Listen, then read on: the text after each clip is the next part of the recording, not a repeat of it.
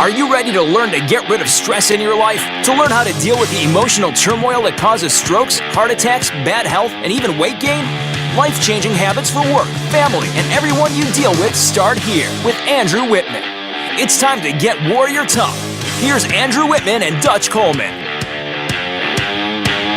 All right, it is time to get warrior tough, the most monumental hour in media anywhere. We're your leadership and mental toughness coaches, Andrew Whitman and the Dutch Coleman. What's happening, everybody? Dutch, I saw on your Snapchat you've been having good weather up in the Poconos. Is that legit? It's been wonderful. Today was a great day. We did a lot of outside stuff, outdoor stuff, I should say. And long day, as we were discussing. The kids love it, but the parents are always gassed at the end of it. All right. So for everybody, listen, we're in D.C. this week. We're actually on the podium. We are speaking to some of our friends in the federal government this week, so we're pre-recording the show. So that's why Dutch had a long day outside playing with the kids. He's going to be playing with me on Wednesday when this show airs. So, goodness, I am goodness gracious. It's all good. So what we did, we wanted to get a show in the tank. But listen, so I spent last week in New York City, right, in Manhattan. I was doing I was at Market Watch and did a series of interviews with them, which is going to go out to Wall Street Journal and Barron. So I'm in that, and that's in the Fox News building. So I was there, and then I did a series of interviews for Business Insider, and then I went back the next day. That was Wednesday. The Thursday, I was back at the Fox News building, and I did a Fox News TV interview, and we might get a couple stories out of that. And then I did a thing for Men's Journal, right? So the whole time we're in the city, like all this stuff with Kathy Griffin came up with the head with Trump and that video, and then the apology and all that clown show that came out after that. And now we got, another terrorist attack in London, and it's just, pulling out of the Paris Accords right before that, and the world leaders are being hysterical, and people are being hysterical, and there's just hatred on all sides. So you and I have been I don't want to say we've been avoiding having an unplugged conversation, but we just haven't really wanted to weigh into the fray for all this time. Would you? I think that's accurate. I think that's fair. That's a fair summation. And it's really difficult to have an unplugged because people start getting into their feelings and we know how they feel about situations begin to dominate, and common sense begins to exit the conversation, or logic begins to exit the conversation, or facts. Yeah. Facts begin to exit the conversation. And so we generally try to avoid those types of conversations, not because we can't have them. Right. But a lot of other people can't have them. And when we begin to enter facts and things like that, people get upset. And they, as we always say, they can get upset at the facts all day long, but we're fine. Right. And so we avoid publicly or with people that now here's the thing, Dutch, this people have to understand about you and I. We think the same way, as in we each have a process that is very similar to each other. Our how we think our thoughts, we have a process. When people hear us say that you and I think alike, which we do, because we have a process, they think that means that we agree on everything. Right. And that right. So that's not what when we say Dutch and I think alike, and we think pretty much, I mean, seriously, Dutch, as far as anybody else on the planet that I know, you and I think as alike as possible, I think humanly, because we have the process. We've had you had the process before you and I even met. I had my process. We came together. We adopted my language, but the process has still been the same. It's not been new for either of us. We both kind of stumbled into it since we were young, but we think with the same process. That's not to say that we have the same opinion. Is that fair? Right. And that's what people really, really, really need to get. It's, from as long ago as I can remember, I always said I teach people how to think, not what to think. Right. And how to think is about a process. It's how to think. So you have to get that. If you're listening tonight, that's the biggest thing I want you to get from this. It's not about what you think. You can have what you think. I don't want to touch what you think. Right. But what I want to influence is how you think, and how indicates a process. Some steps that you take. I always go back to make it plain to the old scientific process that we used to have. because I know we've all had some example of that in our basic public education or private education. All of them have been introduced to the scientific method. Yeah.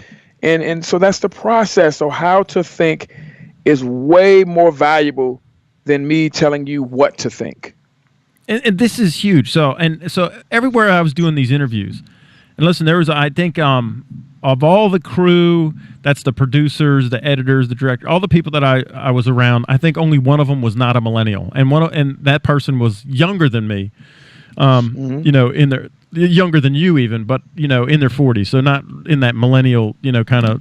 But everybody else was, and they were eating this stuff up, this stuff that we talk about, thinking like crap, having an internal identity, and every one of them told me this.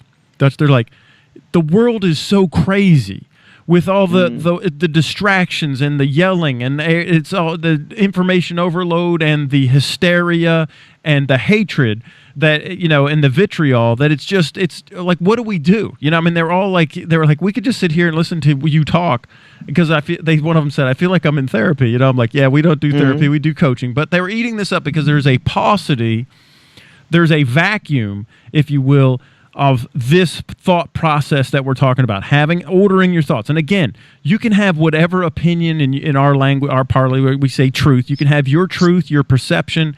We're not trying to change that. We each have our own, and I like having mine. I like that Dutch has his, and that everybody you can have yours. We're not trying to change your beliefs, but at least go through the process of vetting that belief and knowing why you think the way you think and believe the way you believe and the opinion that you have. And listen, if you go through that process and you still hate somebody, go ahead. But there's a couple things that happen in the brain, Dutch. And I've said, you've heard me say this before we get into this whole thing, and then we'll just have the unplugged conversation. But let me throw a little bit of science out there before we go. I've said this before, that the human machine, we love to hate more than we love to love. We love to hate more than we love to love. And I'll give you an example. If you've ever watched a movie or a TV show and there's the villain that's just been driving you nuts, the happiest moment is when they get their comeuppance. Not at the end when the hero or heroine rides off into the sunset. That's great, but we don't love that part. The part that we really love, the climax, is when the bad guy gets their comeuppance. Yeah, because you're right, absolutely right. So the human machine, the way it's built, is that we love to hate more than we love to love. And the reason is in the brain, when you love, both love and hate are very passionate. It's passion on both sides. That's why they said there's a thin line between love and hate. And there is, all right? But because both of them are passion-driven, and the areas of the brain, when you love the right putnam and the medial insula, they fire off the same if you hate somebody, those two areas. Now, the difference when you hate somebody is there's a couple other areas that fire off called the hate circuit, which is the medial frontal gyrus and the premotor cortex. And those four areas fire off.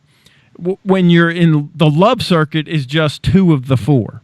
So, and here's an interesting thing also, that when you fire off the hate circuit, part of your brain literally shuts down. So it's not just brain activity, it's brain inactivity. So when you hate, you fire off those four areas and you literally shut down like the superior frontal gyrus. Now, and this is the part of self-awareness, and this is the part of laughter, and that is suppressed. When you hate, laughter stops and self-awareness goes out. Now, this is a clue of why we see people who hate do stuff that we would go, that is dumb, and you knew it at the time, right? So I'm just going to use Kathy Griffin as an example. They asked me this on the Fox News interview, and so I talked about it.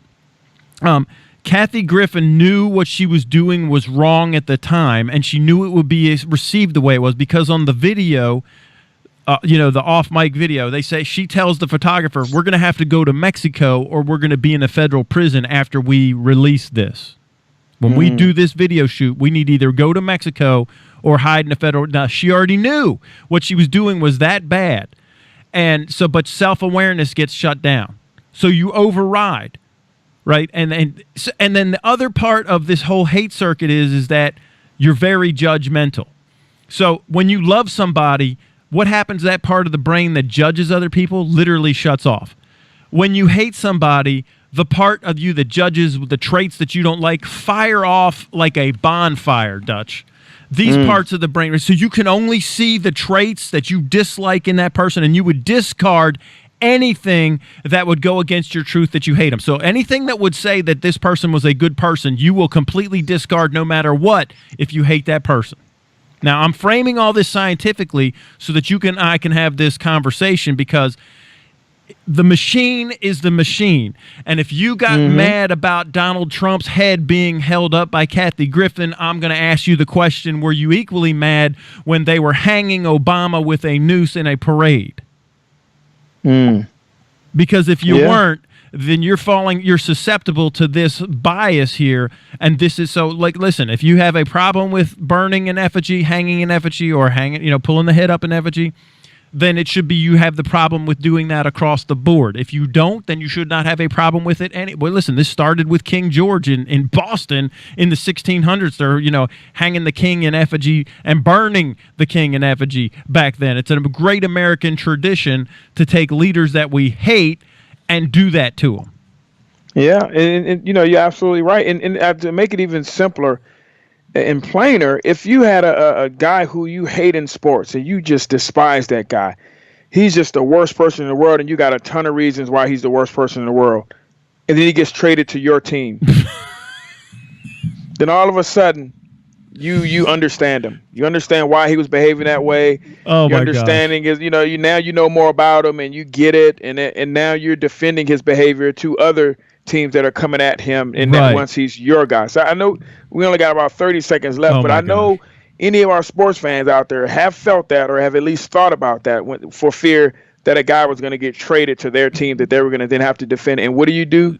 You defend them. Not just that. Let me just so when I was a kid, Dutch, and I know we got 30 seconds, so I got to do it fast. I was brought up in south of Philadelphia. All my family loved Philadelphia, right? Loved Philadelphia. We hated Pete Rose and the Cincinnati Reds because they were always beating Philadelphia. They were like the Patriots of their day. We hated Pete Rose. We hated Charlie Russell. He's so arrogant. Charlie Hustle's arrogant. Then he gets traded to the Phillies, and we win a World Series with him, and he's the greatest thing ever. And I was like, what? What just happened? Like, I did not. My 10-year-old brain could not understand why we hated a guy last year, but this year we love him. You're listening to the Kit Warrior Tough Radio Show with Dutch and Andrew. We'll be right back.